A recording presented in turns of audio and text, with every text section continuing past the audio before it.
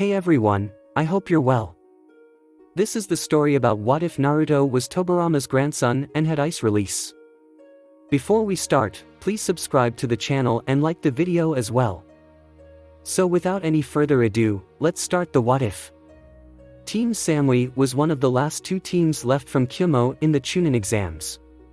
Each member was at least a year older than Yugito's team, making them their seniors. They were favored to win in their village, as they had more combat experience than their juniors. But despite this, they still haven't realized that a 14-year-old blonde boy had managed to sneak up behind them. "Hello there," Naruto said nonchalantly behind Team Samui. Samui and her team were caught completely off guard when they heard his voice, as they quickly turned around and readied their weapons. Samui is a tall, fair-skinned young woman with a curvaceous figure who generally wears a stoic, aloof expression on her face. She has blue eyes and straight shoulder-length blonde hair, cut in an asymmetrical bob style.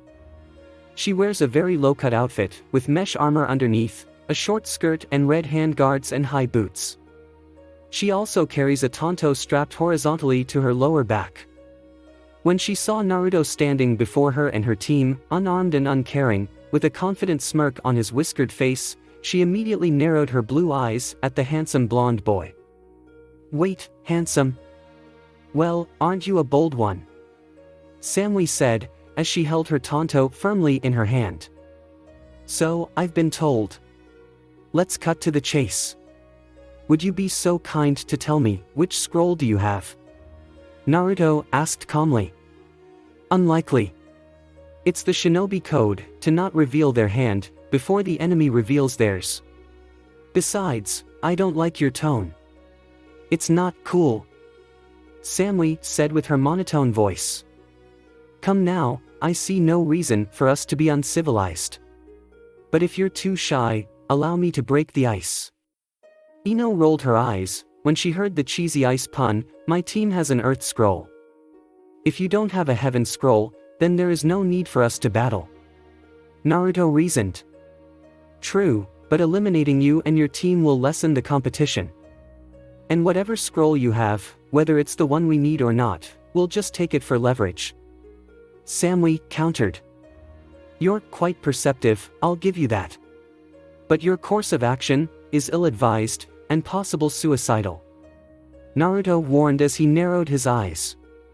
This remark made the only male Kyumo ninja on the team finally speak up with anger. "You don't scare us, Naruto Senju. We heard all about you from that geek in the glasses. Just because two small countries called you a hero, doesn't mean a damn to us. All I see is a cocky little kid. And that just makes my soul burning hot," Atsui, Samui's brother and teammate, yelled out passionately. Atsui has neck-length blonde hair, worn in an asymmetrical bowl-cut style and green eyes. His typical attire consists of a sleeveless version of the standard Kumigakure uniform. He also has bandages on his forearms, shin guards and the kanji for heat tattooed on his left shoulder. "Be cool, Atsui. Remember to always not underestimate your opponent." Samui tried to calm her brother down. "I know, sis. But this guy just makes me hot," Atsui said passionately. "Sorry bro, but I don't swing that way," Naruto jested with a smirk. "Jarrrrrrr," Atsui growled out, while his left eye was twitching uncontrollably. But then their third teammate decided to finally speak up. "Samui, Atsui. Maybe we should just tell him what scroll we have. We don't know what he's really capable of. And if what that proctor said about him earlier is true, we shouldn't risk fighting someone as dangerous as him," said their third teammate, known as Mabui. Mabui was a dark-skinned young woman with green eyes. She wore a standard Kyumo kunoichi uniform, along with a pair of long earrings and sandals. She wore her light gray hair pulled back into a bun with two bangs that fall on either side of her face. "No, Mabui. I'm going to teach this kid a lesson. He won't stand a chance against my ninjutsu that's imbued with my hot soul," Atsui yelled out angrily, as he took out his katana, and charges towards a bored and unamused Naruto. "This guy says, hot a lot. And the chick with the huge rack says, cool, just as much, Naruto thought. Atsui, wait. Stay cool. We need to. Samui tried to stop her brother, but he was too hot-headed to listen, as he still charges forward with his sword in hand. Cloud style, flame slice. Atsui then imbues his blade with fire, before slashing it in the direction of Naruto, resulting in the creation of large arcs of intense flames. Naruto managed to dodge Atsui's multiple slashes flawlessly, and finally kicks the Kyumo ninja away, giving himself some room to breathe. Atsui was holding his ribs in pain from where Naruto kicked. He didn't realize the Senju had that level of strength. Sigh, don't say that I didn't warn you, Naruto said, before making several hand seals. Water style, exploding water shockwave. Naruto spat out a massive amount of water from his mouth, creating multiple gigantic waves of tsunamis, as it rushes towards Atsui and his team. Holy shit! Atsui yelled out, before he was swept away in the waves, and was sent crashing towards a nearby tree. Samui and Mabui managed to avoid Naruto's massive water attack, as they jumped high above, landing on a nearby tree branch, as the waves of water continues to flood the ground beneath them. Samui narrowed her eyes at the blonde Senju, and then made several hand seals. Lighting style, lightning ball jutsu. Samui creates multiple spheres of electrical energy, and launches them at Naruto. They were incredibly fast, but the blonde Senju was able to dodge the incoming balls of lightning with ease. Naruto then backflipped away and made several hand seals. Wind style, wind scythe jutsu. He formed both his arms in an X shape and swiped them apart, releasing a powerful gust of wind, as it negates Samui's lightning attack, while unleashing several wind blades towards her, Mabui and Atsui, causing several cuts on their bodies and knocking Atsui unconscious. Damn it! He has both water and wind affinity. That means he can counter all of our jutsus. This is bad. Samui pointed out. While Naruto was fighting, his trusty teammates were busy lying down on their bellies in a relaxing manner, as they happily witnessed their blonde teammate decimate the Kyumo team, single-handedly. With Ayano and Shikamaru. Should we help him?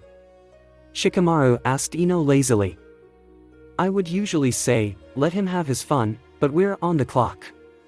Ino said, as she stands up from where she was lying down, and made a single unique hand seal. Ninja art, mind destruction jutsu. Ino took control of Mabui's body, who was standing next to Samui, and compelled her to place a knife on Samui's throat. Mabui? What are you doing? Samui asked her teammate, whose face looked like she was in a deep trance. Oh, don't mind her. Ino said, as she and Shikamaru jumped down from the tree branch, landing in front of Samui. She's just under my control at the moment. Ino clarified with a smirk. Damn you. Samui said, as she gritted her teeth. Now, since you refuse to listen to my boyfriend's words, listen to mine. Give up your scroll, or I'll have Mabui slit your throat. Ino threatened. You're bluffing. Samui scoffed. Maybe, but do you really want to take that chance? Ino said, as she made Mabui place the blade closer to Samui's throat, causing a small cut on her smooth skin. Samui was no stranger to brute force, but what the Yamanaka girl is doing was beyond ruthless, even for someone who is a few years younger than her. Atsui was unconscious and Mabui is under their enemy's control, leaving Samui all alone. She knew she can't beat all three of them by herself, not without risking her teammates' lives, so she had no choice but to surrender. This is so not cool. Fine. You win. Samui said, as she took out her team's scroll from her pouch, and tossed it toward Shikamaru. But it was an earth scroll. Damn, well this is a complete waste of time. Shikamaru said, as he looked at the scroll in his hand. Now let Mabui go. Samui demanded. Ino then releases her control over Mabui, causing her to fall to the ground, unconscious. Samui was able to catch Mabui before she fell, and carried the unconscious girl by her shoulder. She then went to Atsui to do the same. Naruto wondered how Samui was able to carry both her unconscious teammates at the same time, but then he remembers how big her chest is. Her shoulder strength must be at their peak to carry those growing melons around. Naruto realizes that he had been staring, so he turns his head away quickly. But unfortunately, Samui managed to notice his stares, as she narrowed her blue eyes at him, but at the same time, fighting the growing blush on her cheeks. Why was she feeling this way, when so many other guys stare at her the same way? What makes him so special? It was driving her crazy. You are as good as they say, Naruto-san, but you won't stand a chance against Yugito. She is the strongest genin in Kyumo, and she will destroy you in this exam. Samui warned in confidence. Naruto merely smirked at this. Destroy me? Oh, behave, Samui. Naruto jested with a foxy grin. Samui blushed her cheeks out at his innuendo. But Ino was not amused. That's not what she meant, baka. Ino yelled out, even if she knew he was joking. MMP, Samui scoffed, as she shunshin away with her teammates, leaving Team 10 alone. Troublesome, so what's our next move? Shikamaru asked. We go after the other two teams that were nearby. The ones that are closing in together. Naruto answered. Then I suggest we observe them first, before we engage. We shouldn't waste any more time if they don't have a heaven scroll. If one of them does have it, we could wipe them out and learn their abilities during their battle against the other team, and attack when they're weak and exhausted. Shikamaru suggested. Solid plan, Shika. Guess it's a better plan than any. If time is of the essence, we could always just jump in and finish the battle ourselves. Ino said confidently, as she turns to Naruto, can you identify who they are, Naruto-kun? Ino asked. One of the team is from Konoha, but there is something strange about them. Naruto pondered. Strange how? Ino asked with a raised eyebrow. Well, first of all, one of them has an aura of deep malice, while the other two are complete blanks. I can hardly sense any emotion coming from those two. The other team, however, is from Kusa. One of them is, oh no. Naruto said in panic. What's wrong? Shikamaru asked. We have to go. Now! Naruto said, as he ran forward, while Ino and Shikamaru followed behind him. Naruto-kun, what's wrong? Ino asked in worry. I know one of the Kusa ninja. She's in danger. And if my hunch about the Konoha team is right, she and her teammates have no chance against them. Naruto said, as he led Ino and Shikamaru away. Please be okay, Karen. Meanwhile, with Team 7. Sasuke, Hinata, and Choji were currently taking cover behind some trees, as they looked around for any signs of enemies or traps. When the coast was clear, they sighed in relief, and was about to move on, but one of them decided to take a little snack break. Choji! What are you doing? Sasuke asked in disbelief, as Choji sat on the ground, and opened a bag of chips. I'm hungry. Need to keep my strength up. Choji explained, as took a mouthful of chips in his mouth. We've only been here for 15 minutes. Sasuke yelled out, with a deadpan look. I can't help it. I gotta eat. Choji said nonchalantly, as he continues to stuff his face with chips. Sigh, fine, just make it quick. Hinata, do you mind surveying the area for us? In case another team is nearby. Sasuke asked. Right. Hinata said, as she made a single hand seal. Byakugin.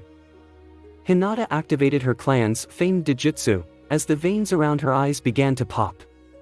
Her vision had excelled beyond human limitations, as she searches for any teams nearby. I don't see any teams near us, but... Hinata said calmly at first, until her eyes immediately widened in fear, when she saw someone very fast, coming towards them. But what? Sasuke asked, concerned, especially when he saw the fearful look in her pale eyes. I think, someone, or something, is heading our way.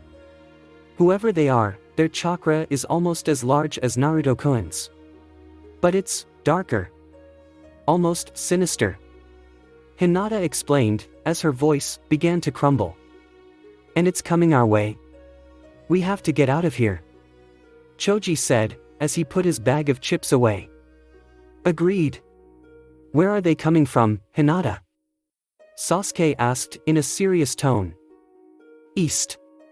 And they're approaching fast. Hinata said, her voice still panicking. Then we head west. As far away from them as possible. Hopefully they'll lose interest or run into another team by then. Sasuke said, as he led Hinata and Choji away, as fast as possible. But unfortunately, this particular pursuer will never stop chasing them. With Team Karen and Team Root. Karen and her team were immediately ambushed not 10 minutes after the exam started. Whoever the attackers were, they are highly skilled in stealth as they were able to conceal their presence almost flawlessly. But luckily, Karen was a sensor, as she was able to detect them when they were close by, and alerted her teammates before they could attack. But instead of thanking her, her teammates simply grabbed her arm, and proceeded to bite down on it, as they consumed some of her chakra to gain a power boost.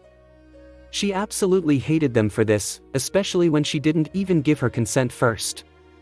But she realizes that this wasn't the time for her to be angry at them yet, as she learns that their incoming enemies were no ordinary genin. And she was right.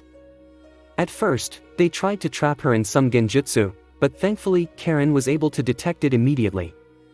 The genjutsu was surprisingly powerful and very difficult to break, but she eventually dispelled it. But when she came back to reality, the first thing she saw completely terrified her to the core. Both of her teammates were killed by a giant bear made of ink. It ripped their flesh apart with its large teeth and razor claws, leaving their corpses almost beyond recognition. Karen was trembling in fear when the large bear started approaching her, until it suddenly exploded in her face like a balloon of ink, terrifying her even further, as she screamed out in fear. She then saw 3 figures in black clothing, each wielding a tanto, standing before her. One was a girl with long brown hair, and she was wearing a porcelain mask to conceal her face. The other was an extremely pale boy with an emotionless expression. And lastly, their leader, who had the aura of darkness around him. Please. Just take my scroll. You don't have to kill me. Karen begged, as she slowly backs away from them. Oh, don't worry, sweetheart, we don't plan to. We're actually here to capture you. Tanuki said with a sadistic smirk. Capture me? Why? What do you want from me? Karen asked fearfully. Because our lord demands it. And I must say, I'm a little disappointed. Given that you're an Uzumaki and all, I thought you put up more of a fight. You brought nothing but shame to your warrior ancestors. Tanuki mocked the redhead, but what he said just now made Karen even more fearful. How do you know I'm an Uzumaki? I didn't even use my full name to register for this exam. Who are you people? Karen demanded to know, since it is optional to not give your last name in the exam, for clan safety purposes. As smart as that was, your red hair is a dead giveaway. And our sources are always reliable. Now stand still, while we put you to sleep. Tanuki said, as he motioned Yakumo to put Karen into another genjutsu. Yakumo doesn't need to do hand seals to use her clan's genjutsu power. She simply has to focus on her target or the environment around her, as the genjutsu she creates is so powerful that it is hard to tell reality and illusion apart. As she tries to put Karen to sleep, Yakumo didn't realize how strong Karen's will is, as the redhead refuses to be captured before she can even achieve her own goal. Don't mess with me, Dadabayo. Karen shouted out in anger, as 4 chakra chains emerges from her back, and were sent to attack the root ninjas. Caught completely off guard by the fast-moving attack, Yakumo was knocked away by one of the chains, while the other wrapped around Sai in a tight grip. Karen then turns her attention to Tanuki, whose face looked unamused and bored. Angered by this, she sends 2 chakra chains directly at him, intending to impale him with the sharp blades at the front, but Tanuki simply stood his ground, without a care in the world. As the chakra chains got closer, Tanuki then raised his left hand, revealing a mark on his palm, in the shape of 2 diamonds, one overlapping the other. Not karma. Shade style, inhaling ma. Karen was shocked when her chains were being absorbed into the top diamond mark, like it was being sucked into a vacuum. Tanuki continues to absorb her chakra until the adamantine chains were completely gone, leaving her defenseless as she dropped to her knees, panting. How did you do that? Karen asked, as she felt completely drained. While you have your chains, I have my Meitun, dark release, also known as shade style. It has given me the power to absorb, manipulate and release chakra. And I must say, your performance was not disappointing at all. Danzo-sama will be pleased to have a weapon like you, Karen Uzumaki. Tanuki said with his sadistic smirk. Damn it, it felt like he just took more than half my reserves. I can't use my adamantine attack chains at this point. Karen thought in worry. While Sai and Yakumo got back up on their feet, Tanuki then went to approach the downed Karen, as he aims his left hand at her. Now hold still, while I drain the rest of your chakra. Tanuki said with an evil grin. Somebody, please, help me. Karen whispered under her breath, as she let out a few tears fell from her eyes, hoping that someone would come and save her. And surprisingly, someone did. Fire style, flame bullet. Wind style, great breakthrough. Naruto and Ino came out of nowhere, and unleashed their collaboration jutsu onto Tanuki, creating a large powerful inferno. Tanuki was able to jump away in time, but the massive fire was getting closer to his face, as he could feel the intense heat. Feeling slightly worried, Tanuki raised his left hand once more. Shade style, inhaling ma. Tanuki went to absorb the chakra, saving himself and his team in the process, as the inferno was completely sucked into the mark on his palm. As the smoke clears, Team Root was now face to face with Team 10, with Karen kneeling behind them.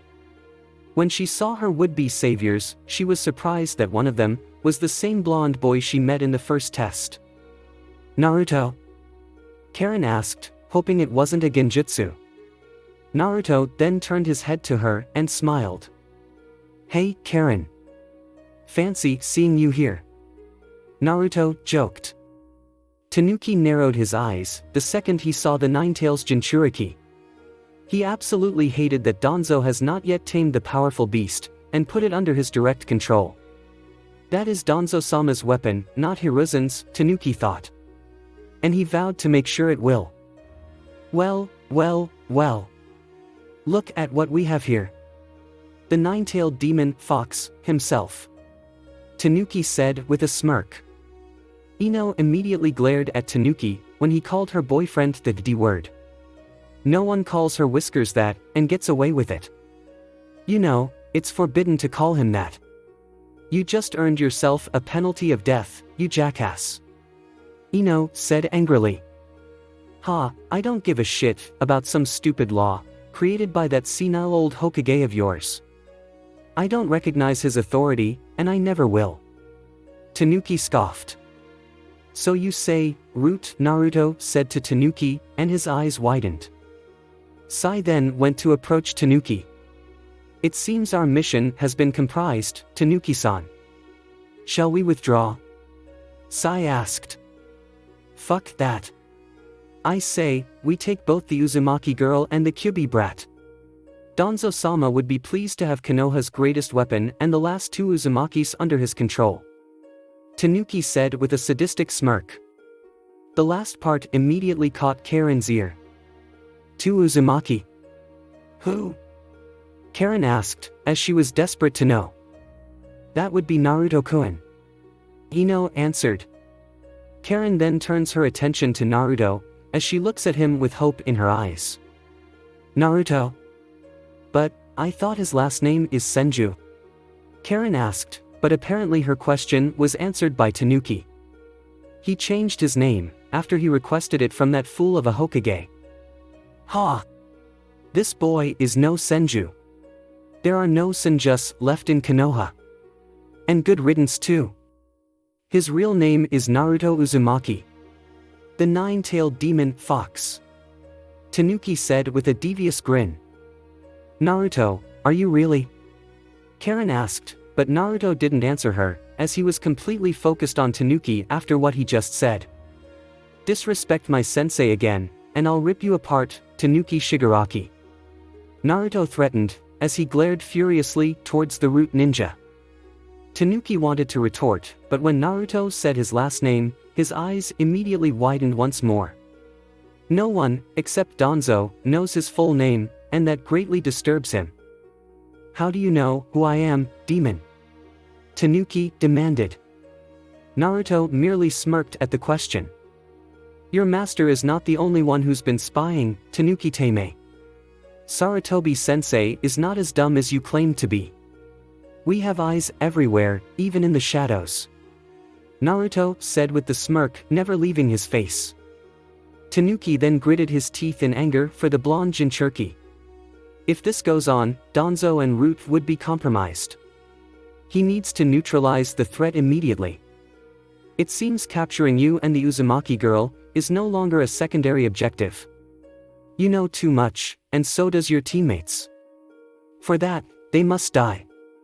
Tanuki said, as he aimed his left hand at Team 10 and Karen. Shade, style, judgment. Tanuki then expels a large torrent of purple fire from the lower square mark on his palm, as they were shot directly towards Team 10 and Karen, more specifically Ino and Shikamaru. The purple fire was all the stored and converted chakra Tanuki had absorbed earlier, and judging from the size and magnitude of the blast, it was a lot. Thinking fast, Shikamaru quickly slammed his hand on the ground. Earth-style, mobile core. The earthly ground starts to crack around them, in a shape of a square, as the surface beneath Team 10's feet was lowered, saving them from the wide range of Tanuki's purple fire attack. Okay, that's new. I've never seen a Kekkei Genkai like that before, Naruto thought. When the blast was over, Tanuki, Sai and Yakumo immediately jumped into the square hole created by Shikamaru, but that was a fatal mistake on their part, as two shadow clones of Naruto suddenly appeared above them, and took a deep breath. Wind style, great breakthrough. The two clones blew a powerful gust of wind that was aimed at the backs of Team Root, and since Tanuki could not absorb them in time, he and his team were being blown downwards. Shika, now! Naruto ordered. Shikamaru then slammed his hand on the ground once more. Earth-style, mobile core. Shikamaru then raised the ground beneath them, as Team Root was slammed hard into the rising ground, as the momentum of their descent made a large crater when they crashed. Sai was the first to recover, as he took out his brush and scroll, and began to draw several lions. He then made a single hand seal. Ninja art, Super Beast Scroll. The 9 large lions he drew immediately came to life, as they rushed towards Team 10. Ino then jumped above, and made several hand seals. Fire style, Phoenix Flower Jutsu. Her fireballs were on point, as they managed to destroy all of the ink lions, before they could get near her and her team. Some of the fireballs managed to land a few feet from Sai, causing an explosion as it knocked him back down on the ground. You're good, for an ugly girl, Sai said to Ino with a fake smile. Ino's eye immediately twitched at his comment. What the fuck did you just call me? Ino yelled out in rage. While this was happening, Tanuki and Naruto were engaged in a fast-paced taijutsu fight. Naruto realized that using ninjutsu against Tanuki is pointless, so fighting him in hand-to-hand is his only valuable option. Naruto used his wing fist to counter all Tanuki's punches and kicks, and swiftly counters them with several jabs and chops to his stomach and chest. When Tanuki took out his kunai and attempted to stab Naruto with it, the blonde Senju managed to catch his wrist and did an over-the-shoulder takedown on Tanuki, and Naruto follows up by firmly kneeling on Tanuki's chest, with both fists aimed at his head. Wing fist art, chain of jabs. Naruto unleashed multiple fast jabs on Tanuki's face, practically burying his head in the ground. But suddenly Tanuki burst into water, indicating that he substitutes himself with a water clone. Tanuki appeared behind Naruto, and aimed his kunai at him, like a gun. Water style, Swiria. Tanuki then shoots several water bullets towards Naruto, as the blonde did several backflips to gracefully avoid them. Naruto then threw a single kunai towards Tanuki, as he was intended to use his flying Raijin to teleport behind him, but he didn't want to risk the possibility of Tanuki escaping, and later informing Danzo that he could use that infamous jutsu. So instead, he did several hand seals to perform another jutsu. Ninja art, Shuriken Shadow, Clone Jutsu. That one kunai multiplied into hundreds, as they were heading towards Tanuki. Whether it was created by chakra or not, Tanuki could not absorb a clone jutsu. So instead he tried to find cover, but some of the kunais managed to hit his right shoulder and left leg, causing him to yell out in pain. This isn't good. He's much more powerful than I thought, and he's not even using the Kyuubi's power. I can't let him escape since I revealed too much to them, but I can't let them capture me or Yakumo. Damn it! Tanuki thought in panic as he turned his head and saw Yakumo fighting against Shikamaru. Yakumo was armed with her standard root Tonto, while Shikamaru has his kunai at hand. While the Nara wasn't the best when it comes to close-quarter combat, Yakumo was far worse, since she relies mostly on her genjutsu, which she can't perform if she can't focus. When he saw an opening, Shikamaru quickly landed a strong punch on Yakumo's head, knocking the porcelain mask off her face. This worries Tanuki more, as the Nara was able to get a good look at her face, which was supposed to remain hidden no matter what. Tanuki finally had enough, as he called out to Sai, who was currently fighting against Ino. Sai! Get us out of here! Tanuki ordered. But you said... Sai didn't get to finish his sentence. Shut the fuck up, and do as I say. Tanuki ordered once again, but with more rage in his voice. Sai then managed to get away from Ino, and jumped next to Tanuki, as he took out his brush and scroll once more, and drew a picture of a bird. Ninja art, Super Beast Scroll. The bird drawing came to life, as Sai and Tanuki jumped on top of it. The large ink bird began to hover above the ground, and flew towards Yakumo, grabbing her in its talon, as it flew out of the forest in an incredible speed. The ink bird couldn't grab Karen, since Naruto was close to her, leaving Team Root's mission a complete failure. Naruto narrowed his eyes, when Tanuki and his team had finally left his line of sight. Tanuki was surprisingly skilled than he thought, and he had an extremely rare and dangerous Kekkei Genkai. That Sai guy had a unique jutsu to bring his drawings to life. While the girl in the mask was a complete mystery to him. She didn't say a word, but Naruto could tell that she specializes in genjutsu. Her chakra levels were Chunin level, and like Sai, he couldn't sense any emotion coming from her. But he did felt a glimpse of sadness and despair in her heart. Like she was in constant pain. Naruto will need to investigate on her identity later, but until then, there is still one person who he can help now. Naruto and Shikamaru went to approach Karen, who was being treated by Ino for any wounds. Naruto then knelt down to her eye level. Karen, are you alright? Naruto asked. Yeah, just a little shaken up, that's all. Karen reassured with a sad smile. Well, let's not linger here any longer. Our fight with Tanuki and his team was not really subtle. Let's get back to that tree earlier. It seemed like the safest place at the moment. Shikamaru suggested. Yeah, you're right, Naruto agreed, but then he noticed Karen was still weak from the chakra drain, so he then gently grabbed her and held her bridal style. Eep. Naruto. What are you doing? Karen asked, with a huge blush on her face. But Naruto ignored her question, as he was the first to jump onto the tree branches, and quickly head towards the large tree where they were earlier, thinking it was the safest place to be at the moment. As they jumped, Karen couldn't help but gaze upon Naruto's face, as her blush deepens at how calm and handsome he looked. And the fact that being in his arms made her feel safe and warm, gave her butterflies in her stomach.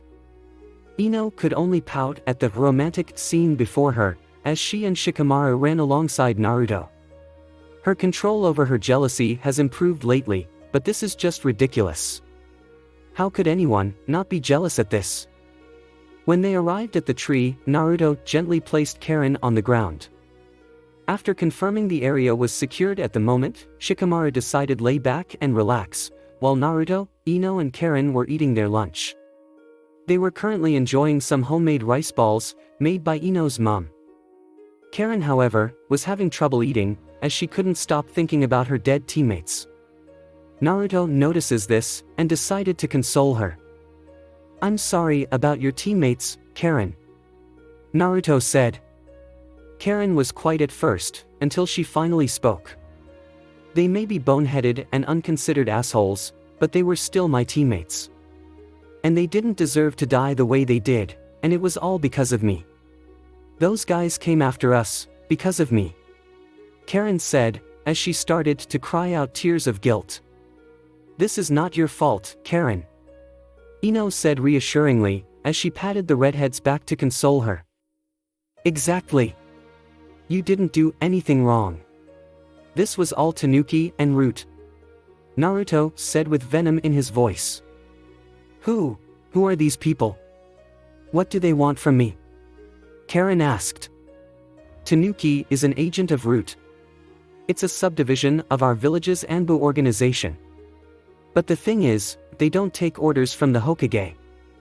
Instead, they only serve one man, Danzo Shimura," Naruto explained, as literally spat when he said the old Warhawk's name.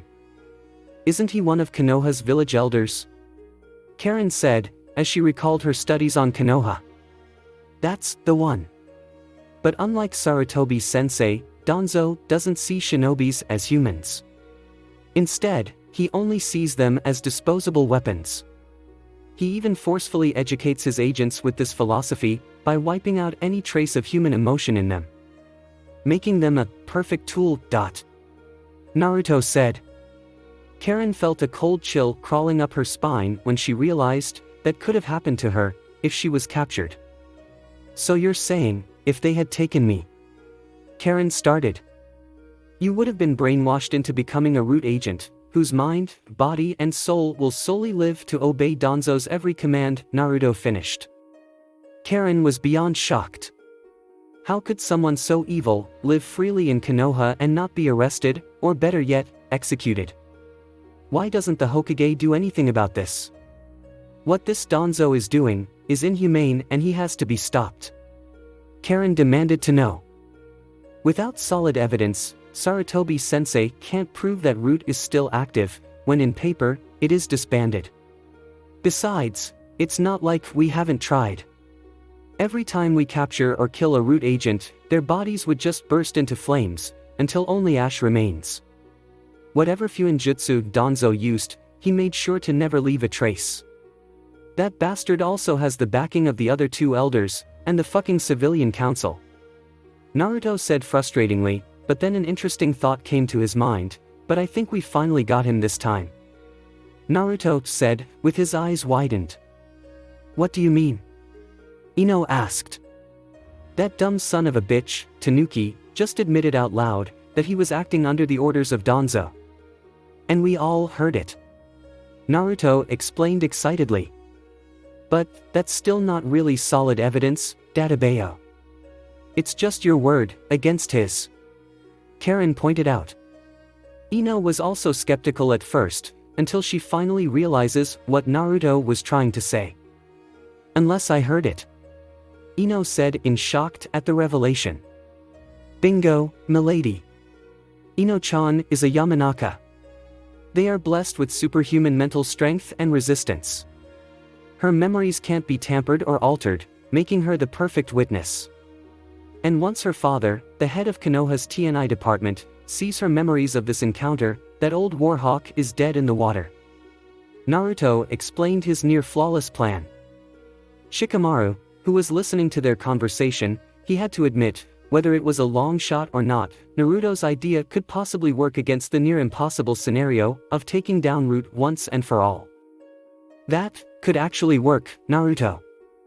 Holy shit, even for me that's pretty smart," Shikamaru admitted. Well, for now, let's not bet all our money on this. We still don't know where Root's secret headquarters is. But right now, I'll settle for Danzo being removed from any position of power in Konoha. That will at least be a start," Naruto said, as Ino and Shikamaru nodded in agreement. Karen was happy that her new friends were able to find some hope in her grave misfortune. It gave her comfort that her teammate's death meant something in the long run. "So, what now?" Karen asked the trio. "Well, we actually came looking for a heaven scroll, until Naruto sensed you were in danger. So I guess, we just pick up where we left off," Shikamaru explained. This made Karen blush once more. You came, just to help me, Naruto?" Karen asked with her blush on her face. "Yup. I knew those guys were bad news, and I didn't want anything to happen to you. But, I'm really sorry that we were too late to save your teammates, Karen." Naruto apologized. "It's okay, Naruto. I'm still very grateful that you saved me. And, as a show of gratitude, here." Karen reached into her pouch and pulled out a heaven scroll. "A heaven scroll. That's exactly what we need," Ino said excitedly, as she takes the scroll out of Karen's hand. "Yeah, I don't really need that anymore now. I guess I'm disqualified from the exam, since I lost both my teammates," Karen said sadly. "I'm sorry, Karen." Naruto couldn't help but apologized once more. "Teehee, stop apologizing, Dadabayo. The only reason I want to become a chunin in the first place is so I can have more options when it comes to missions outside of Kusa. And hopefully, find other Uzumakis like me," Karen said, as she locked her eyes with Naruto's. "And yet, you found me," Naruto said smoothly, as he looked into her red orbs. "And yet, I found you," Karen repeated, as she continues to look in his violet orbs. "Damn it." Ino pouted in her mind, as another cute girl has been added to her boyfriend's life. "Karen, can I ask you something?" Naruto asked, out of the blue. "Sure, anything," Karen answered. "Are you happy in Kusagakure?" Naruto asked, which surprised her by his bold question, but she decided to answer him honestly. "Honestly, no. My parents managed to escape when Yuzashio-gakure, Hidden Edi Village, was destroyed by Iwa, Kyumo and Kiri. My dad passed away a few years later, from an incurable disease, leaving my mother and I to fend for ourselves. We were allowed to take refuge in Kusagakure, but only on the condition that she healed the village's wounded." Karen explained her past. "So your mother is a medical ninja?" Ino asked. "Not exactly. As an Uzumaki, we are blessed with immense longevity, and tremendous reserves of chakra and vitality. My mother and I, however, were special, as we had inherited a much stronger life force, that also grants powerful healing capabilities, allowing me to mend wounds and regenerate quickly. Even more, by biting myself and consuming some of my chakra. But, we can also heal others, by letting them bite us," Karen explained.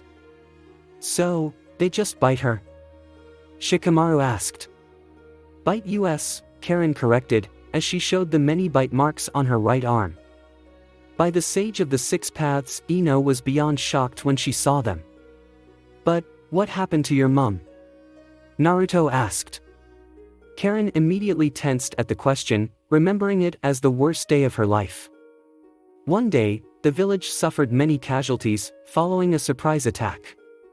My mother upheld her duties and healed the wounded at the Kusagakure hospital.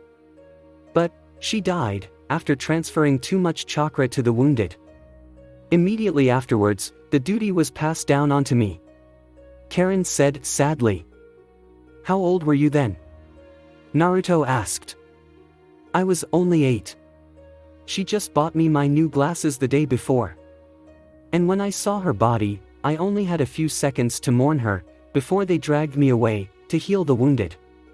I still remember the first time they bite me. I didn't even get a say, as they sank their teeth into my skin, and sucking out my chakra, it's even worse, when I had to do it with so many wounded at the same time, that was the day I felt so empty. I just want.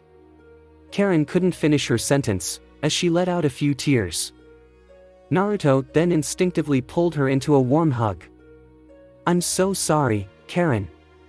You and your mother didn't deserve to be treated that way. Naruto whispered in her ear. I'm still treated that way, Naruto. I called my teammates assholes, because they treat me just like everyone else in the village. An outsider. A tool. A fucking piece of meat, whose only value is being bite on, so they could feel better and stronger. So no. I'm not happy in Kusagakure. Karen said, as she wipes away the tears in her eyes. Naruto then pulled away from the hug as he looked her in a serious manner. What if I say, I can offer you a place in my compound? Naruto asked with a smile. You have a compound? Karen asked, slightly surprised. He's the Senju clan head. Meaning he owns the entire Senju compound. Shikamaru answered. Like you, Karen, I've been trying to find other Uzumaki survivors. And hopefully, with their consent, bring them to my compound, so they can be safe from those who wish to exploit us. And since you're not happy in Kusagakure, how do you like to make Konohagakure your new home? Naruto asked. I don't know if it's even possible, Naruto.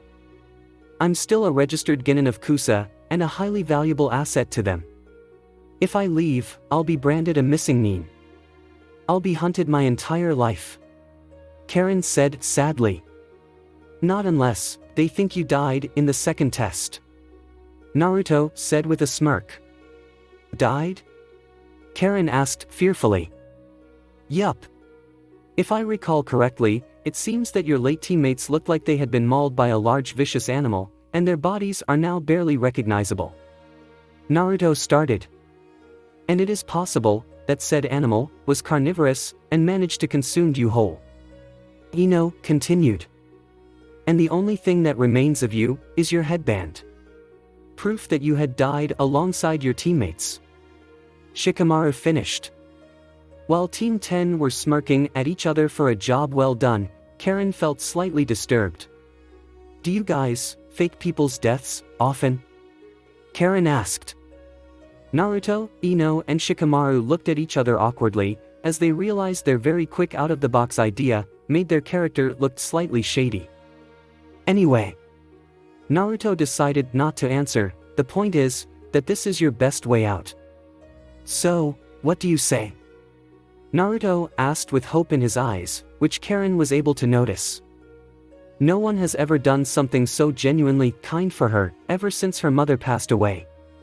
She had always felt alone and unwanted. And seeing how much her fellow Uzumaki hopes that she could live with him, immediately made her heart skip a beat. She then instantly hugs Naruto in a tight embrace. Are you kidding? Of course, Dadabayo. But there's still one problem. If I go to the tower with you guys, they will register my name, and my fake death plan goes out the window. Karen pointed out. Not a problem. Naruto said, as he made cross-sign seal with his fingers. Shadow Clone Jutsu. A single clone appeared next to Naruto. My clone will teleport you to the compound. The only residents there at the moment are Haku-chan and Zabuza-senpai. If they're there, tell them I sent you. For your safety, you'll need to stay in the compound until the exams are over. And don't worry, there's plenty of food and supplies in the pantry. I'm sorry that you couldn't bring any of your belongings from Kusa though. Naruto said. Actually, I have them all right here. Karen said, as she pulled a storage scroll from her back pouch. You packed all of your stuff in a sealing scroll already? Ino asked. Well, I don't really have any friends or anyone I trust in Kusagakure. Also in case, if I manage to make it to the survival stage of the exam, which I did, and got myself killed somehow, I'd rather not have my precious belonging ransacked from those Kusa parasites. They've stolen enough from me already. Karen explained. Then I guess, You don't have to worry about leaving anything behind then, Naruto said. Except my mom's grave, but I'm sure she'll understand. I hope. Karen said. As long as you're safe and happy, your mother will rest in peace in the pure world. And as long as you remember her in your heart and mind, she will always be with you. Naruto said with smile, which made Karen smiled as well. Feeling a great sense of comfort from his words, Karen happily hugged Naruto once more. Thank you so much, Naruto. Karen said. Hey, we Uzumakis gotta stick together, right? And don't worry about Root. The compound is protected by powerful security seals. Only those I allow may enter. Which reminds me. Naruto said, as he grabbed Karen's hand and placed the entry seal on her palm. Think of this as a key that only you can use. Naruto explained. Karen nodded in understanding and walked towards Naruto's clone. Are you ready? The clone asked. When he said that, Karen immediately took off her Kusa headband and threw it away. I am now. Karen answered the clone with a smile, and then turns to Naruto. I'll see you in 5 days, Naruto-kun. Good luck in the exam, Dadabayo. Karen said happily, as she and the clone teleported away, via his flying Raijin. And just like that, another cute girl is now living in your compound. Ino said, slightly annoyed. Not at the fact that Naruto had offered Karen a new home, but now said home has 2 pretty girls who likes him. Not as cute as you, milady. Naruto reassured her with a bright smile, as he gently pulled her for a soft kiss on the lips. Ino blushed brightly, as she pulled away. Wow, I mean, what do we do now? Should we head to the tower, since we got both scrolls, plus an extra earth scroll? Ino asked. Better than staying here any longer. Shikamaru added. Yeah, let's. Naruto didn't get to finish his sentence, as he felt one of his clones just dispelled and relayed a very disturbing message, son of a bitch. Naruto cursed. Naruto, what's wrong now? Shikamaru asked.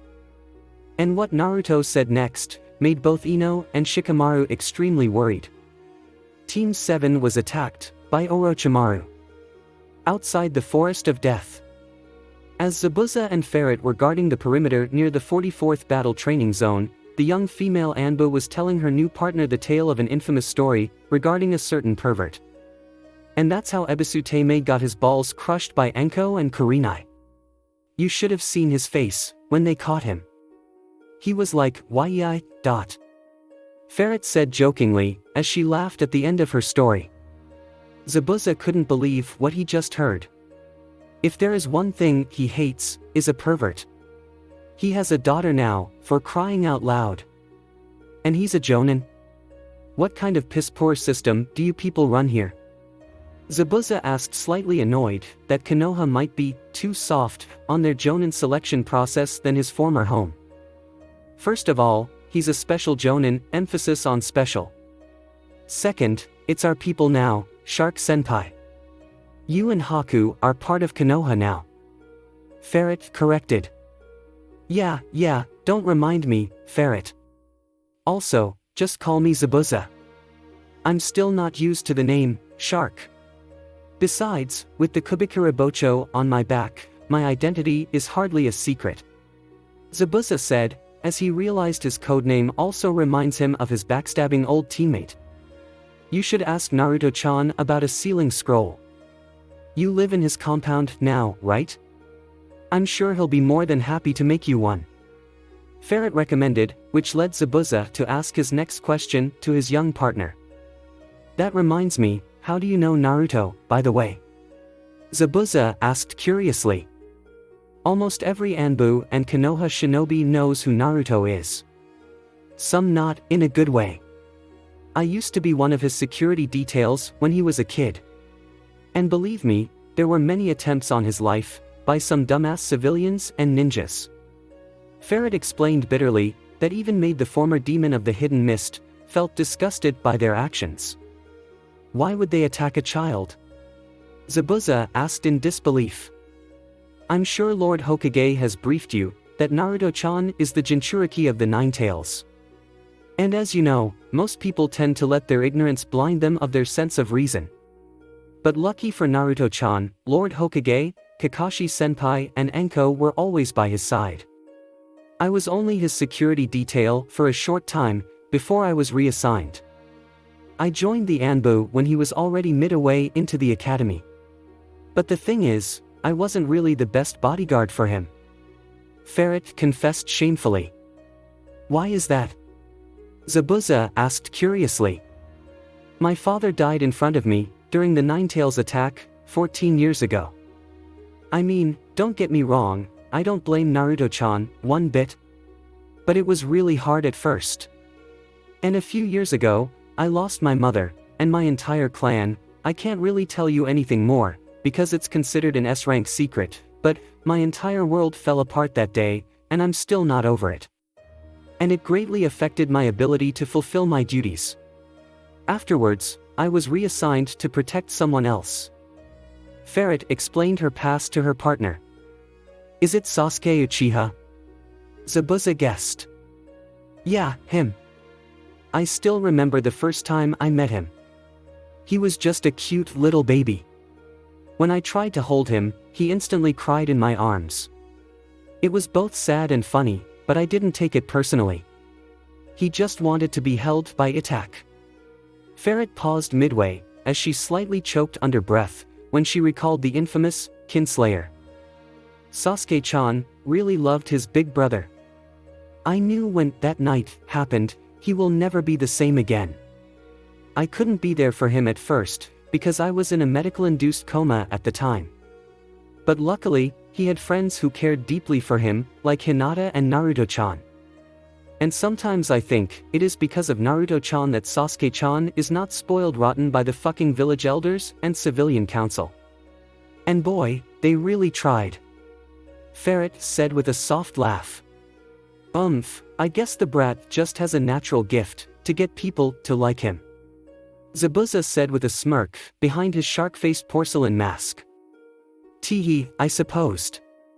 Anyway, let's talk about something else. How about you, Zabuza-senpai? Found yourself a girl yet? I'm sure a tall muscular guy like you, have some lovely admirers already. Ferret said, trying to change the subject. Thankfully, no. All my life, I've been trained to be a ruthless ninja. And I'm not really much of a people person either. Besides, I'm too busy being an Anbu, training Naruto in Kenjutsu, and just trying my best to be a good father to Haku. Zabuza explained. Being a working dad and a Kenjutsu master doesn't mean your life has to stop, you know. Ferret countered. I know, but it's not important. Besides, there is only one woman for me. And she's back in Kirigakure. Zabuza stated openly, as he grew to trust his female partner. Oh? A special girl from home? Tell me the details, senpai. What's she like? Ferret asked enthusiastically, wanting to know the girl who caught the demon of the hidden mist's eye. Zabuza wanted to dismiss the awkward question, but since his partner was being very open with him about her past, he might as well return the favor. Sigh, what can I say, she was my former Genin teammate. She is strong, smart, and the most beautiful woman I've ever met. When she passed the graduation test, she was completely traumatized. Like me, she had to kill so many of her classmates and friends, just to become a ninja. But in her case, to survive. Zabuza recalled his teammate's tragic past. By the Sage of the Six Paths. I forgot that those were the practices of the Bloody Mist Village. Ferret said, feeling sympathetic towards her partner's home country. It still is. And it is all thanks to that bastard, Yagura. The Land of Water has always been hostile and prejudiced against those with Kekkei Genkai. But when Yagura became the fourth Mizukage, it got a whole lot worse. And I was very worried for Mei, since she is the only person in history to ever have two Kekkei Genkais.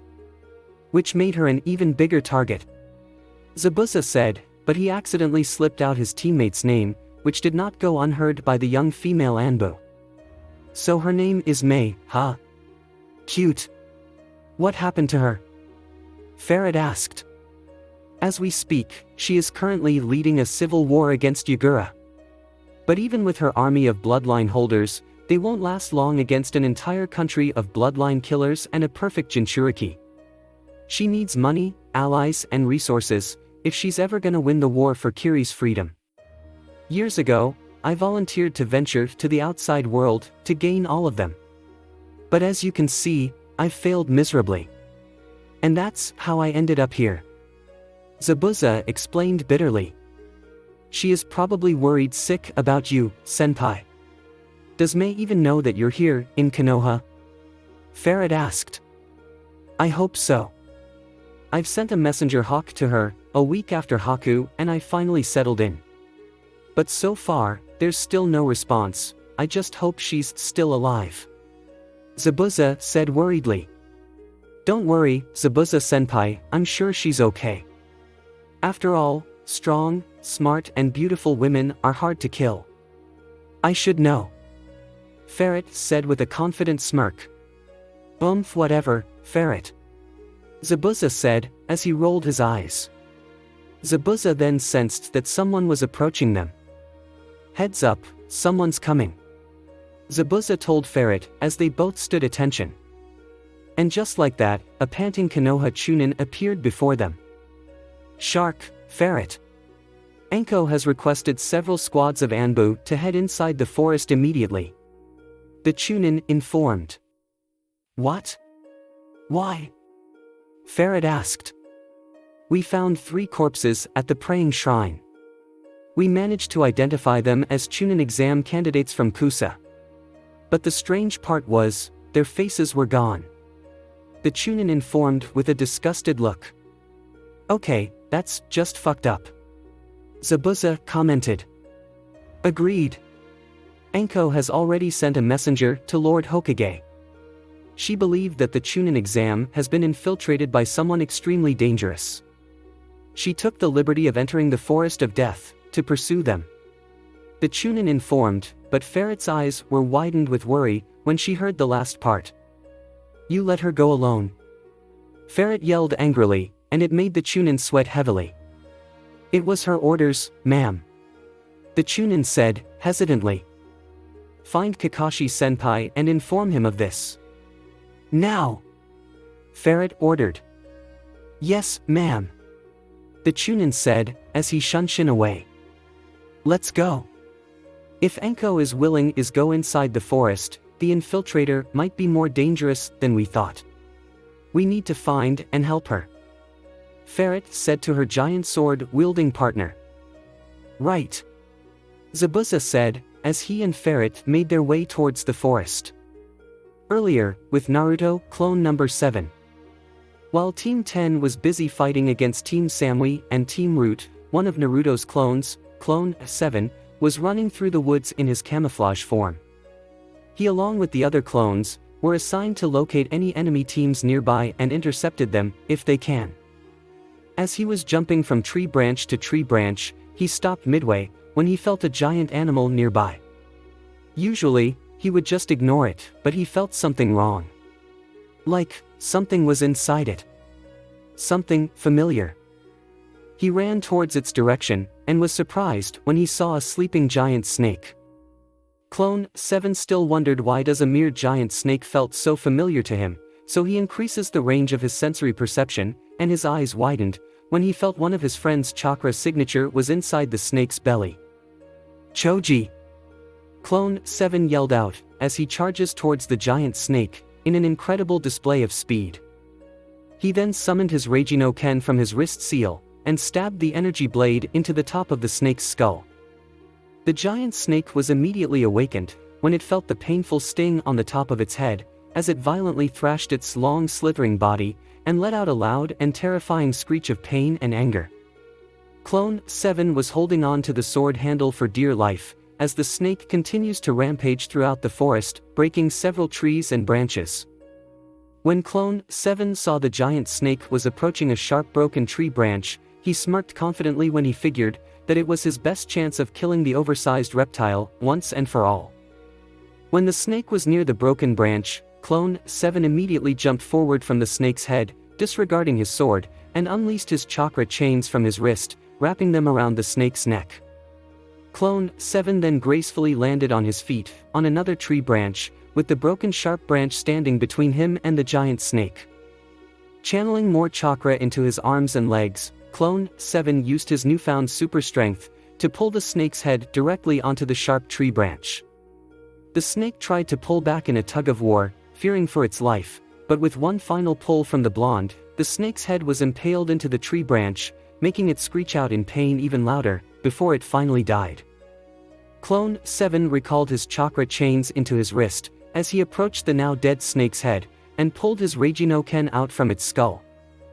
He then went to the snake's belly, and stopped when he senses where Choji was located exactly. Clone 7 then used his energy blade to cut a hole in the snake's belly, making its guts spill out, along with the chubby Akimichi, who was screaming in fear, as he was covered in entrails and blood. "Ah! Ah!" Choji yelled out. "Choji! It's okay, it's me," Clone 7 said, as he slowly approached the scared-looking Akimichi. "Naruto? How did you wait? How do I know that you're really Naruto, and not some imposter?" Choji said, putting his guard up, as he was told to not trust on appearances, since enemy ninjas could use the transformation jutsu to fool him. "Seriously? I just saved you from being snake shit. Why would an imposter do that?" Clone 7 asked with a deadpan look. "I don't know. I can't think straight right now. I just got eaten, for crying out loud. Just tell me something that only Naruto would know," Choji demanded. Okay, just calm down. Let's see, I know. When we were in the academy, I once challenged you to a ramen eating contest. I remembered you vomited your guts out, when you were reaching your 50th bowl. When it was over, you told me, I was the first person to ever beat you in an eating contest besides your dad, and vowed to out-eat ramen more than me one day. Pfft, yeah right. Clone 7 explained with a scoff at the end. Realizing that the clone was telling the truth, Choji sighed in relief, as he approached Clone 7 and hugged him tightly, grateful for his help. "Oh Naruto, thank God it's really you. Thank you so much," Choji said, as he let out some tears of joy. But the Akimichi was still covered in snake innards, so the hug was making Clone 7 uncomfortable. "Oh that's okay, buddy, no problem," Clone 7 said, as he gently broke the hug, so he could ask the Akimichi a serious question. "Choji, what happened? Where's Sasuke and Hinata?" "I don't know. It happened so fast. Hinata told us, we were being chased by someone dangerous. We tried to outrun them, but they just kept chasing us. It's like no matter where we go, they will still be on our tail. We didn't want to exhaust ourselves any longer, so we decided to take a stand." Choji then explained to Clone 7 about how he and his team tried to set up a trap for their pursuer. They had everything covered, all from net snares and falling logs. As they waited for the pursuer to arrive, Hinata was carefully monitoring their movements with her Byakugan, and was confident that they will fall in one of their traps. But to her shock, the pursuer suddenly vanished before they could get close to one. Suddenly, there was an extremely powerful gust of wind, possibly a futon/wind style attack, as it blew them all away and deeper into the forest, separating Choji from Sasuke and Hinata. Choji was unconscious for several minutes, but when he woke up, he was immediately attacked and eaten by the giant snake. "I was so scared. I knew I was close to being digested, until I felt the snake suddenly moved again. Next thing I know, I saw a glowing yellow blade near my face, and it literally cut me free. I owe you my life, Naruto," Choji said, thanking the blonde clone. "It's okay, buddy. I'm just glad you're safe," Clone 7 said with a smile. But then, Choji realized something. "By the way, Naruto, where's Shika and Ino? Did you guys got separated too?" Choji asked, wondering where the rest of his friends are. "Oh, sorry, I forgot to tell you. I'm not really Naruto. I'm actually a shadow clone. Ino-chan and Shika are with the boss, the original, right now." Clone 7 explained. "I see. Well, can you help me find Hinata and Sasuke? I can't tell which direction I was blown from, and I need to help them as soon as possible if they're in danger," Choji asked. "Sure, hang on," Clone 7 said, as he knelt down and placed his index finger on the ground. He then closed his eyes and activated his sensory perception. He focuses on his surroundings until he finally detected his Dojutsu-wielding friends, and they were fighting someone with monstrous dark chakra. He immediately snapped his open when he recognizes whom they were fighting.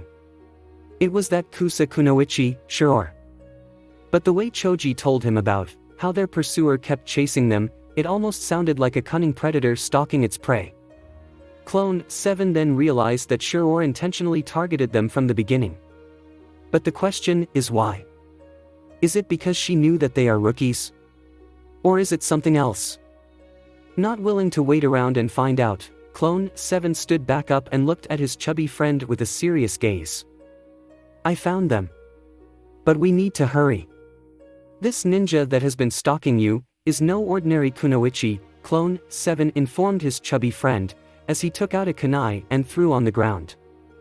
The kunai has his flying Raijin seal, and he plans to use it in case of a quick escape. Choji nodded in agreement as he and Clone 7 ran towards their friend's direction. With Sasuke and Hinata. After they were blown away from the powerful wind-style attack, Sasuke and Hinata managed to stick together, but they lost track of their food-loving teammate. But when Choji suddenly appeared, Sasuke and Hinata instantly knew that the person standing before them was not the real Choji, as they both threw their kunais at him to ensure that he doesn't get any closer. Their suspicion was proven true when the so-called Choji was able to dodge every attack with an unnatural level of flexibility and agility that an Akimichi is known not to have. "Kukukuku, I guess I can't fool the eyes of an Uchiha and a Hyuga," fake Choji said with a sinister smirk, as he let out his unnaturally long tongue and licked his lips. His transformation was then dropped, revealing his true form. It was the same Kusa Kunoichi that creeped everyone out with her elongated tongue. She tried to bait them with her earth scroll, but what she did next shocked the Dojutsu duo to the core. Shiror wrapped her scroll with her elongated tongue and swallowed it whole, daring them to get it from her corpse. Sasuke and Hinata knew that Shiror is too dangerous to fight, since her presence alone was enough to scare them. As they were about to retreat, Shiror unleashed her killing intent, completely paralyzing the Dojutsu duo with an intense level of fear. She showed them terrifying visions of their very violent deaths, as it was enough to bring both of them on their knees and vomit their guts out. They tried to get up, but their bodies felt numb and heavy. Sasuke was able to will his way past his fear to stand on his feet, but he could barely take a step.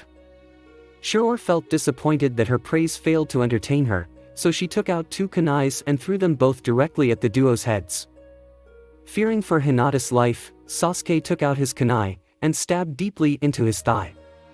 The immense pain he felt immediately freed him from his fear-induced paralysis, as he grabbed Hinata and jumped away, saving them both from being killed. Shiror smirked with satisfaction as her hunt for the Uchiha continues. Sasuke and Hinata were taking cover on top of a tall tree branch as the Uchiha pulled the kunai out of his thigh. Hinata managed to pull herself together as she quickly went to bandage his leg before he suffers any more blood loss. Hinata then took 3 deep breaths to calm her nerves before reactivating her Byakugan, but her eyes immediately widened when she saw a giant snake behind them.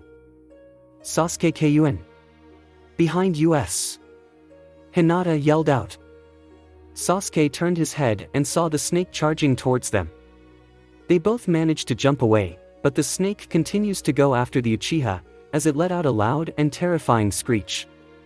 Panic in his eyes, Sasuke took out several shurikens and threw them all towards the snake's head, hitting all of its vital spots and killing it instantly. But when the Dojutsu duo thought they could finally have a moment to catch their breaths, Shiror suddenly burst out from the snake's scaly skin, like it was made of paper. When Shiro charges towards Sasuke, in her snake-like elongated form, the Uchiha began to panic in fear, but lucky for him, Hinata instantly jumped to his defense, as she stood firmly between him and Shiro, and started spinning her body in a 360-degree. 8 trigrams, palm rotation. Caught completely off guard, Shiro was hit, face first, by the imperfect chakra dome, and she was sent flying on the opposite direction, crashing on several branches. Hinata was slightly panting, as her ultimate defense takes a lot out of her chakra. She then turns to Sasuke, who was still trying to calm his nerves. Sasuke-kun. Please snap out of it.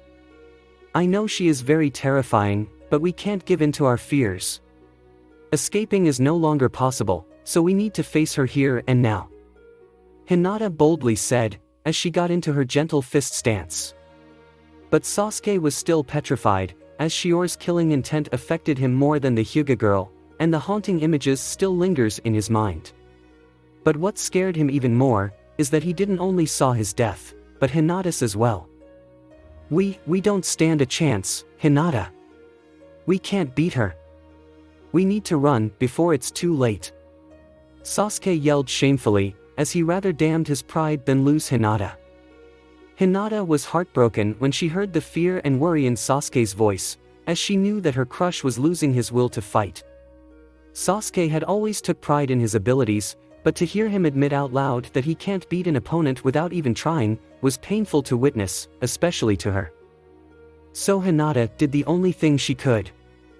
Slap! Sasuke touched his now red cheek, as he looked in shock, at the beautiful Hyuga girl before him, who was giving him a sad look. If we don't fight, we die. But if we do, we might live. But I can't do it alone. I need your help, please, get up and fight, Hinata said desperately, with pure conviction in her voice, as she refuses to let them both die. Hinata! Sasuke could only say, as seeing his precious Hyuga princess standing up for him, made him feel ashamed of himself. He kept hearing her words over and over, until he heard Itachi's final words to him before he fled the village. Foolish little brother. If you want to kill me, resent me, hate me, and continue to live your worthless life, flee. Flee and cling to your life, like the coward you are. Those cruel words always managed to break his spirit, but then he heard Hinata's words once more. Please, get up and fight. Those words continue to echo in his head, as if it was burned into his brain. Fight, fight, fight, fight. Sasuke thought in anger, as he activated his fully matured Sharingan, as his fears instantly disappeared from his mind, just by hearing Hinata's voice. As Sasuke stood side by side with Hinata, Shiro finally reappeared and was now standing in front of the Dojutsu duo, with a giant grin on her face. Kukukuku, the fabled Sharingan and the mighty Byakugan. Shiro said, as she licked her lips excitedly with her long tongue, let's see what those beautiful eyes can do. Shiro said. It was now a moment of pure silence. All 3 shinobis stood firmly, waiting for their right moment to strike. As a falling stray leaf landed on the branch before them, Sasuke and Hinata immediately rushed forward, and engaging Shiro in a taijutsu fight. Sasuke threw several kunais towards Shiro, but the Kusa Kunoichi managed to dodge them effortlessly, but it gave Hinata the opening she needed to strike the chakra points on Shiro's right shoulder and left wrist, but it looked like the attack hardly fazed her. Shiro then demonstrated her unnatural speed, as she knocks Hinata away, and continues to zoom around Sasuke, in an effort to catch him off guard. But Sasuke has a fully matured Sharingan, and was able to see her attacks coming, and jumped away. He then made several hand seals. Fire style, fireball jutsu. Sasuke blew out a stream of fire from his mouth towards Shiro. She was caught in the fire stream, but managed to go underground before suffering from any real damages. She crawled her way towards Sasuke, but he managed to jump away in time before she could grab him. Sasuke instantly readied himself, as he was now standing beside Hinata, who retook her gentle fist stance. Shiro then unleashed a powerful wind-style attack, but Sasuke and Hinata managed to jump away and avoid it, as the wind attack literally cut the tree behind them in half. Hinata managed to land safely on a tree branch, but Sasuke decided to press on, as he jumped from branch to branch, landing on one that was on top of Shiror, and proceeded to jump down towards her and grabbed her body, completely catching her off guard, as he pulled her downwards towards the ground, in a pile-driving position. Uchiha style, Falcon Drop. As they continue to fall from the extremely long drop, Shior's skull finally made impact on the earthly ground, creating a small crack. Sasuke jumped away from her body, and thought the worst was over, but suddenly Shior's body turned into mud, indicating that she had substituted herself with a mud clone.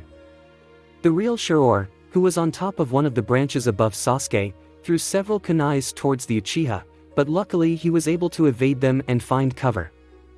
As Shiror was about to attack Sasuke from behind, her fist was intercepted by Hinata. The Hyuga girl proceeded to land several strikes on the Kusa Kunoichi's chakra points, but Shiror was still very nimble and her reflexes were faster, as she was able to dodge and block most of them. Sasuke immediately joined in Hinata's taijutsu attack, as they tried to overwhelm Shiror, but the Kusa Kunoichi was still faster and stronger, compared to the Dojutsu duo. When Hinata managed to land several strikes on Shior's chest and stomach area, the Kusa Kunoichi was angered by this, as she kicked Hinata's head with a swift roundhouse, sending the Hyuga girl crashing down, unconscious. "Hinata!" Sasuke yelled out, seeing his Hyuga princess took a hard kick to the skull, that will likely give her a concussion. Rage filled his body, as he blindly attacks the Kusa Kunoichi, but Shiror managed to use his rage against him, as she landed several punches on his face and knocked him down. "What a disappointment you turn out to be. Your ancestor weeps in shame. I guess the Uchiha clan should thank me for killing you. Silly little worm," Shiror said with a smirk. But she didn't realize Sasuke managed to attach several small explosives on her clothes. As she was done talking, Sasuke instantly activated them, causing them to explode on her back, and dropping her to her knees, in pain. Sasuke immediately got himself up, and jumped away, throwing several shurikens with ninja wires attached to them, as they circle round the Kusa Kunoichi. As Shiror was distracted by her awe of the Uchiha's legendary shuriken technique, the ninja wire began to surround her, wrapping around her body, and tying the Kusa Kunoichi up against the tree behind her. Sasuke then pulled the ninja wires firmly in his hands, giving the Kusa Kunoichi absolutely no chance of moving a single muscle. As Shiror began to squirm, she notices Sasuke closed his eyes for a moment, and suddenly his Sharingan morphed into a different form, taking the appearance of 3 intersecting ellipses. His left eye began to bleed down his cheek. And what he said next made her eyes widened in both surprise and fear. "Amaterasu." Shiror was then engulfed in the eternal black flames of one of the Mangekyo Sharingan's ocular power, as she screamed out in pain and agony, until there was only silence. Sasuke instantly dropped to his knees, while clenching his left eye in pain, as he was now panting from exhaustion. Using the Mangekyo at his current level always tires him out, since his chakra reserves are only low Jonin level. As he was about to make his way to Hinata, his eyes widened when he heard a sinister chuckle. Shiror was still burning by the black flames, but she managed to break free from the ninja wire. She held back her pain of still being burned alive by the most dangerous fire imaginable, and willed herself away from the fire pit. But then, she dropped down on her belly. Sasuke didn't let his guard down this time, as he waited for something to happen. And something did happen. Something completely disgusting. Shiror opened her mouth, and began to regurgitating another Shiror, like a snake shedding its skin. But this time, she looked completely different. While she attains her long black hair, her skin was now completely pale, her eyes were golden with slitted pupils, purple markings around her eyes, and she appears to have fang-like teeth. Her voice changed as well, almost sounding like a male chronic smoker. He stood at his feet and smirked at the young Uchiha. His saliva-covered body looked completely undamaged, as his old skin was still burning away into nothingness. "Kukukukuku, to think that you have awakened the Mangekyo at such a young age. You are truly a member of the Uchiha clan. Yes, I wanted you then, but now I want you more. You will be mine," the snake man said with a sadistic smirk. Sasuke tried to get himself up, but he used too much of his chakra earlier, leaving him completely defenseless. You're definitely his brother. If anything, your eyes might be more powerful than Itachi's. The snake man said, and Sasuke's eyes immediately widened when he mentioned his big brother's name. Who the fuck are you? What do you want? Sasuke yelled out in anger. Kukukuku, my name is Orochimaru. But as to what I want, that will have to wait until we meet again. Which won't happen if you don't finish this test with the best score of all. First, you will have to defeat the Oto ninjas that serve me. The now identified Orochimaru said with a snake-like smirk. I don't know what you're talking about, and I don't care. You will pay for what you did to Hinata.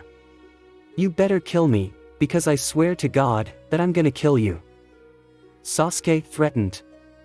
Kukukuku, oh no, Sasuke-kun.